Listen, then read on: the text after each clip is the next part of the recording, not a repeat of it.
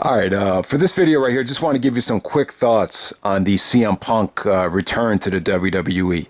I wanted to wait a couple of weeks and just, see what the hell was going on, because at first I was kind of lost about what his new job would be, what his role would be. And I don't think it's the return that everyone was hoping for, but I think it definitely cracks the door open just a little bit. So basically, Fox spent a lot of money on SmackDown. It wasn't as much money as I thought it was, but bottom line is they spent a lot of money. They're promoting it like crazy, especially on the NFL games, and they really wanted CM Punk to be a part of the show. And Renee Young fought, and it seems like Renee Young and Punk have a great situation. And Punk said on the show that Renee Young was the only one that could get him back, and he's back on this show where it's like a post-game wrap-up show. Booker T, I saw Samoa Joe is on it, Renee Young. So you have all these different personalities, and they kind of give you, like a behind-the-scenes, kind of like a non-kayfabe reaction of what's going on the show. And it seems to me like WWE has nothing to do with hiring Punk. Punk stated in an interview that this is all Fox. Like, Fox has spent a lot of money on this. This is all about Fox, and that's what kind of intrigued him to take the job. Obviously, Jim Cornette commented on it, how it's a job for a lot of money, and he doesn't have to wrestle, so it's kind of a no-brainer. He doesn't seem exactly that passionate about wrestling still. Like, from what he's commented on, it seems like a lot of his gripes are pretty much still the same. He did comment that he'd be willing to come back at some point. Basically, Renee Young asked him, will you ever return to the ring? And he basically said, it's going to take a lot for that bridge to be built back up again. So, eventually it's going to happen. I think we all know that Punk, when he did the interview with Cole Cabana, you saw that eventually he wanted to be that guy. Remember, like, the most important thing in that podcast that Punk said was when he was talking about Brock and how Brock was getting all these privileges. He said something like, "Oh, well, fuck that. I want to be that guy." So, he could easily be that guy if he wanted to, and he doesn't have, even without the wins and loss record that Brock Lesnar had in the UFC, I think Punk could still be that guy. Because let's face it, the CM Punk return demands, it's been pretty high. I haven't seen people clamoring for a return for this long. I don't remember people, wanting Austin or The Rock or RVD or Jericho to come back, this bad. I mean, we've been hearing CM Punk chants for years now. So obviously there's a big demand to see him back. I think a lot of the people that love wrestling, I think we could all agree that the best part of this decade was when Punk was on top. So I definitely love to see it. Punk, Daniel Bryan, a lot of these guys, there are certain individuals out there that could single-handedly make the WWE better by just coming back and, being a part of a feud. And man, so the interesting thing about this Backstage show is, it seems to me like WWE has no creative control at all. Like, even if they get mad at Punk, they can't fire him because Fox is in charge. So that, from the outside looking in, it seems like that's the situation. So it should be interesting to see how far Punk goes with what he says about the product. I know he stated that the whole Roman Reigns Big Dog segment with Baron Corbin was garbage. And I apparently he wasn't on the very next show, so something must have happened already. But the bottom line is, I'm really looking forward to a CM Punk return. I think everybody is. I mean, let's face it. There's just a lot of guys out there that I think we'd like to see Punk work with in a feud, with a big money match at a WrestleMania or a SummerSlam. I think all those things are coming. I think, you just have to be patient. 41 years old in wrestling, Punk threw a lot of good years away. Let's face it. He threw maybe from 35 to 41, he threw about maybe 6-7 good years away. And, but hey, and I've said it time and time again, in wrestling, age is it's not as important in wrestling. In real sports, in real sports, teams are not going to give out that big contract if you're over 30 years old. So it's totally different. So I'm just going to give you some thoughts on some potential matchups with CM Punk that I'd be looking forward to. The one that really I know Seth Rollins, let me talk about Seth Rollins first. He's really kind of, he said a couple things on Twitter, I believe. He even mentioned Punk in the promo already after Survivor Series. And, I'd be really interested in this. I think there's a lot of heat there already. Punk and Rollins, Rollins is a lot younger. They didn't cross paths in Ring of Honor. They didn't really cross paths on the Indies, which is funny because they're from the same area. Punk is from Chicago. Rollins is from Des Moines, Iowa, or Davenport, Iowa. It's the same area though. They both wrestled for, IWA Mid-South, that area with Jimmy Jacobs, that whole Midwest, indie territory. They both came up in there, and unfortunately they never got to face a Ring of Honor. You also had a situation where Rollins actually main events WrestleMania by cashing in the Money in the Bank a year after CM Punk leaves. And, one of Punk's main gripes was not main eventing WrestleMania. So, Rollins has that, check mark on his career over Punk. And, you have to wonder if there was any jealousy there on CM Punk's part. So, yeah, both guys, very similar, I would say. Both Rollins and Punk, similar looks, similar personalities. And it's a shame that Rollins hasn't been a heel for such a long time, because you could definitely tell like his comfort level in terms of promos is at an all-time high right now. So, yeah, I mean, Rollins and Punk, it's a match you never got to see in Ring of Honor. It's a match you never got to see in the WWE. I don't know exactly how close they are, but I know Punk wanted Rollins to be part of the Shield along with Chris Hero. So yeah, man, that's definitely a match I'd be looking forward to seeing. All right, the match that I'd be looking forward to the most, and it's not really because of the match, but more so because of the feud, is Kevin Owens. Once again, another matchup right here. Owens didn't get to Ring of Honor until 2007, almost 2 years after Punk left. So you never got to see it on the Indies, but, you could argue that Punk and Kevin Owens are, two of the best, guys on the mic in ROH history, and have, really made the transition to the next level in terms of mic skills a lot smoother than I think everybody thought. I just think this could be an awesome feud. Whether Punk is a face or Punk is a heel, either guy could play either role, and I just think the microphone work on this feud would just be incredible if it ever happened. So yeah, definitely Punk and Owens is another one. Even Punk and Sami Zayn would be awesome too, with Sami Zayn's new heel persona. You just got to build up Sami Zayn as more of a serious threat. It's going to take a lot to get to that point before he could draw a lot of money with Punk. But yeah, that's another guy that Punk never really got to work with.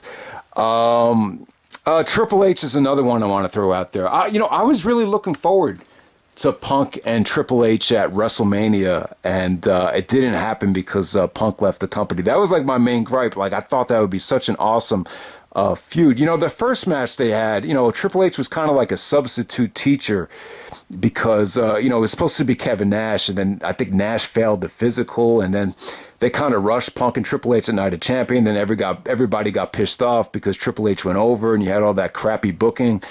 So, that first match, you could just throw it out the window. I think a Punk and Triple H match, with everything that's come out about all the bad blood and everything, I think it'd be an awesome, program. I really think it would. You've been hearing rumblings about how Triple H and Shawn Michaels, weren't a big fan of Punk, even going back to the OVW days. You had a lot of stuff come out about that. So, there's always been a lot of bad blood. But the one thing about Triple H, and Vince McMahon has always been credited as saying, he'll bring back anybody if it's best for business. He brought back Austin. He brought back Brett. He brought back willing to bring back the Ultimate Warrior after he burned all those bridges.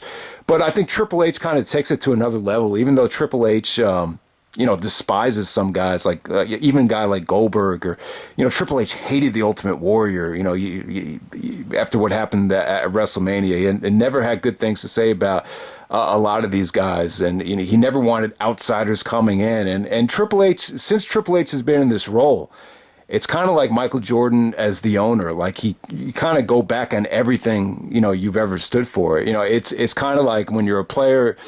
During the lockout, Jordan was fighting for rights for players. And then during the lockout, when he was the owner, he was fighting from the standpoint of an owner. Now that Triple H is in charge And, any type of decision that he makes as far as talent goes, could potentially put more money in his pocket. It seems like he just doesn't care.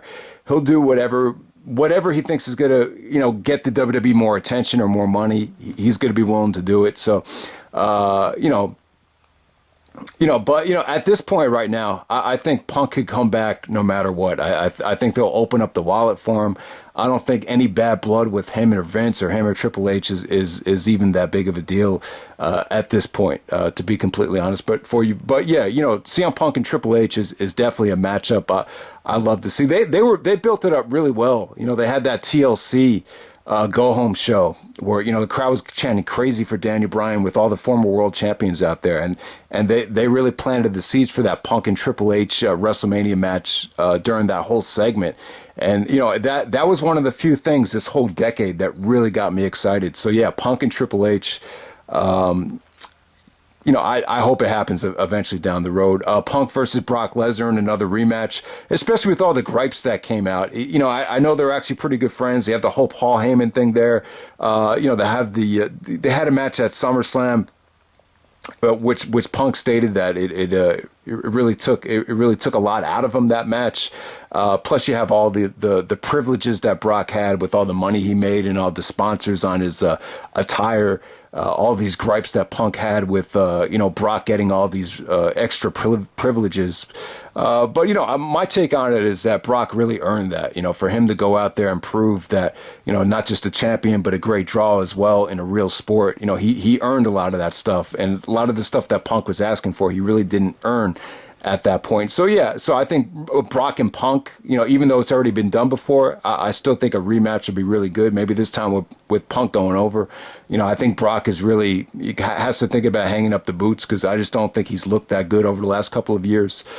Yeah, I mean, the Punk versus Cena, Punk versus Orton, I feel like those matches have been done before. I don't really have an urge to see them. Punk versus Roman Reigns is another one with, because Punk did have a lot of gripes about how, the management wanted Punk to make Roman look good in that handicap match. And, with Roman winning the Rumble and everything, Roman main eventing WrestleMania 4 times in a row and Punk never getting a chance to main event WrestleMania.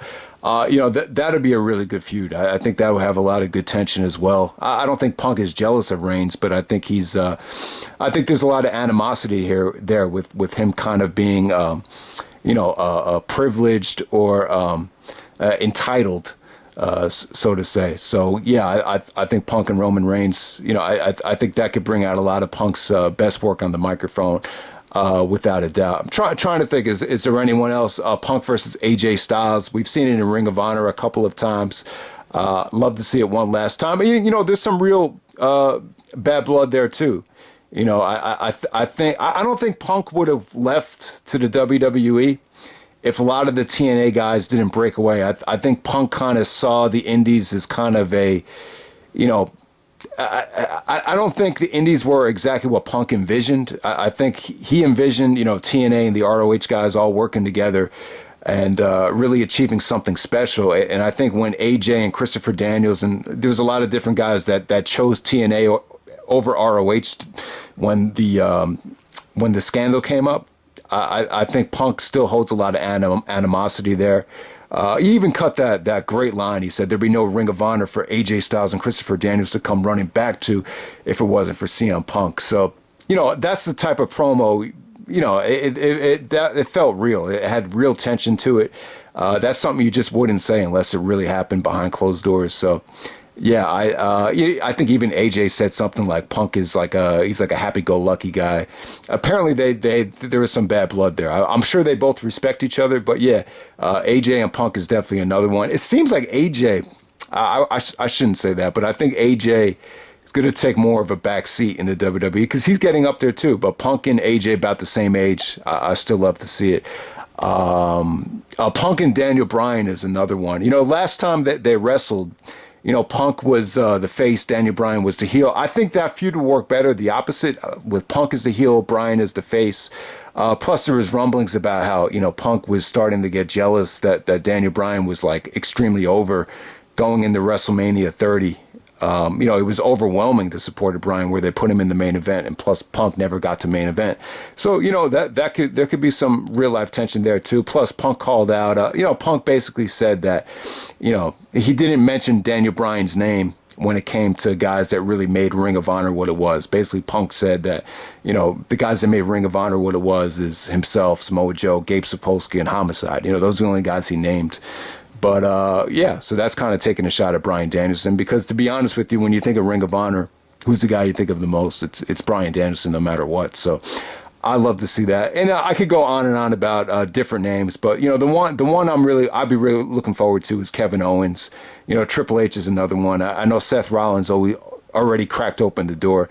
Eventually it's going to happen. I think there's too much money to pass up, and I think it should happen sooner rather than later, because 41 could turn into 45 in the drop of a dime. So so I'm happy for Punk. I'm happy that his he could voice his opinion on the WWE without the WWE breathing down his neck, because Fox is the one that hired him. So that's pretty cool. So yeah, man, just want to give you some thoughts on CM Punk.